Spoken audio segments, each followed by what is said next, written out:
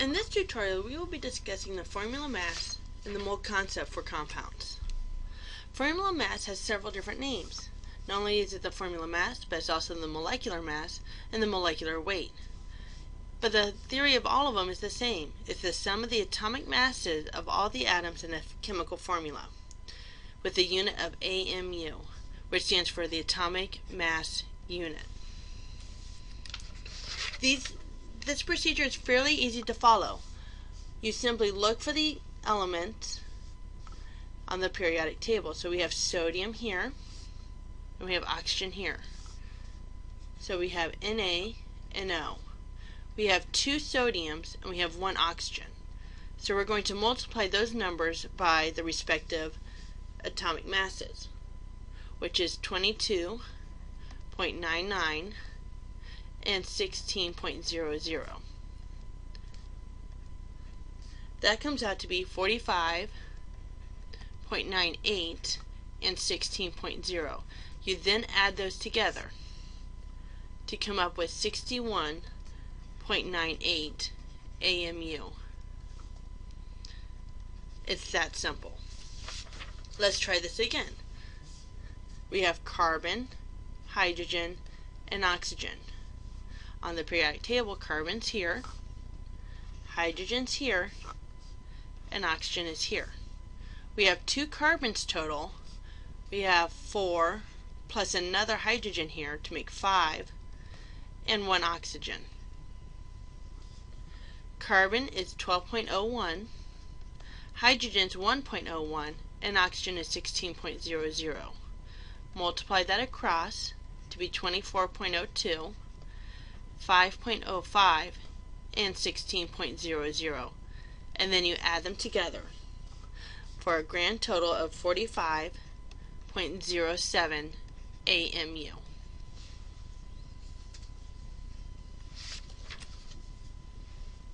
Molar mass is extremely similar to the formula mass.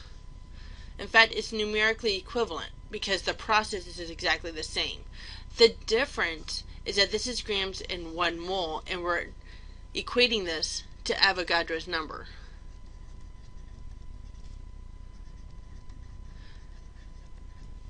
So what that's saying is if we counted up 6.022 times 10 to the 23rd particles of whatever compound that is, it would weigh approximately what we would calculate off the periodic table by adding them together. The difference between the molar mass and the formula mass is the unit. It's grams per mole, which we can then use in calculations. So let's go through this.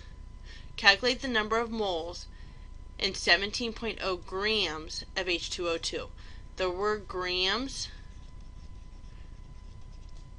or the abbreviation for grams, or the word mass, tells you that you're going to need the periodic table to find the molar mass. Those are the key terms that you're going to be looking for the molar mass. So the first part with determining the conversion factors, we're going to have to look for the molar mass of H2O2. So we have hydrogen and oxygen, and we have 2 of each.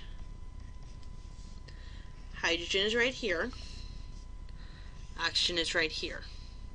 1.01 and 16.00.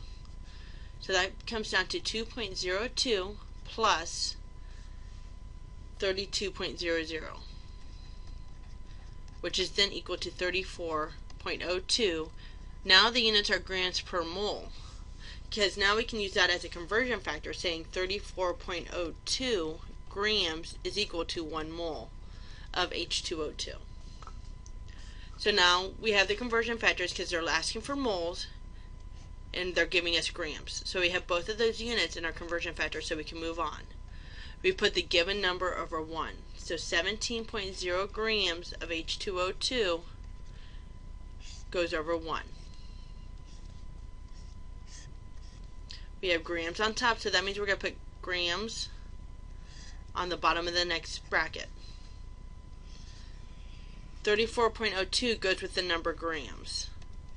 Goes with the unit grams. And that is equal to 1 mole. So it's 17 divided by 34.02, which comes out to be 0.531 moles of H2O2. Let's try that again. Convert 25 grams of KMnO4 to moles. Note once again the unit grams. That's telling me I need to figure out the molar mass of KMnO4. KMnO. We have one of each and then 4 oxygens. Potassium is 39.1 and it is right here.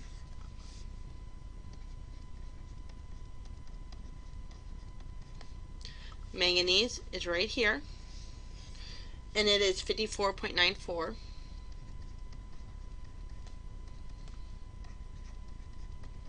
And then oxygen, once again, is right here. And that equals 64.0.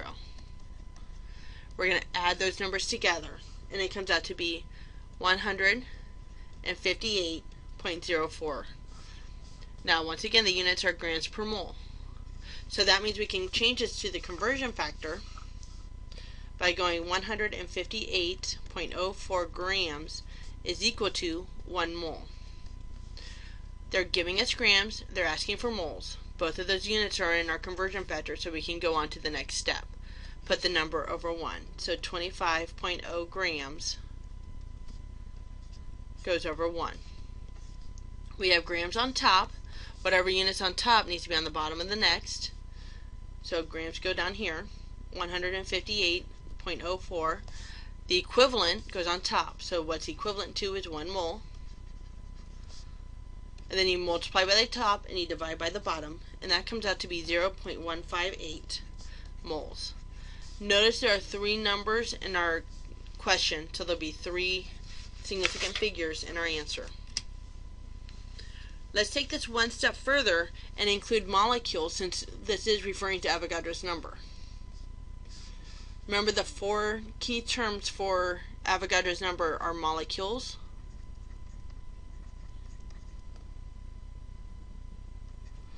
atoms, ions, and formula units.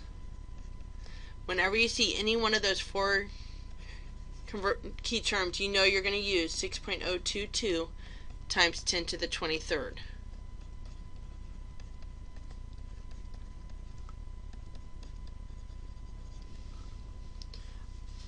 So let's take a look at what these particles are. Their formula units is asking for molecules, which I believe they're probably asking for the same thing, even though technically it should have said formula units there. So we don't have any extra conversions. If it would have asked for the number of ions, we would have had to convert it one step further. But because this is the same particle, representative particle, we can move on. Now I see the word grams. I know because of that I'm going to need molar mass by looking at the periodic table. So I need Fe and F, 1 iron and 3 fluorines. So iron is 55.85, where fluorine is 18.998, so we're going to round that up to 19.00. That comes down to 55.85 plus 57.00, which is then equal to 112.85.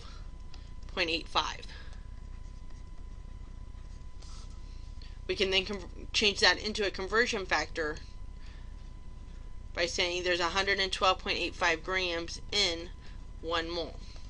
So let's take a look to make sure we have all the conversion factors we need. We have the words molecules and grams. We can change this word particle to molecules, because that is the representative particle of F3. And we have grams over here, and they're related to each other with the unit moles. The next step is put the given number over 1. We have grams on top. Whatever unit's on top needs to be on the bottom of the next one. So we put grams down here. We look for grams in our conversion factors. The one on the bottom has grams in it. So 112.85 grams is equal to 1 mole. I'm going to cross this out so it doesn't confuse me. And I go up to this next one. Once again, whatever's on top needs to be put on bottom. So 1 mole goes on bottom. And then 6.02 times 10 to the 23rd goes on the top. The unit you're looking for should be on the top of the last bracket, and that's how you know you've done it correctly. So it's 24 divided by 112.85 times 6.022 times 10 to the 23rd to come out to be 1.3 times 10 to the 23rd molecules. We're going to do one last example before we finish. How many grams? So I need to figure out the molar mass. We're dealing with just silver here, which is 107.87. So we have Ag, we have one of them, times 107.87. So that means our molar mass is 107.87 grams per mole. Changing that to a conversion factor is equal to 1 mole. Are there in 2.3 times 10 to the 24th atoms of silver? So is atoms the representative particle for silver? The answer is yes. I see the word atom, so that tells me I'm going to use 6.022 times 10 to the 23rd atoms is equal to 1 mole. Let's double check that we have all the conversion factors we need. It's asking for grams, we have it in this conversion factor, and it's giving us atoms, we have it in this conversion factor, and moles relate the two. So we're done with that part. Put it over 1. So 2.3 times 10 to the 24th atoms over 1. We have atoms on top. We need to put that on bottom in the next one.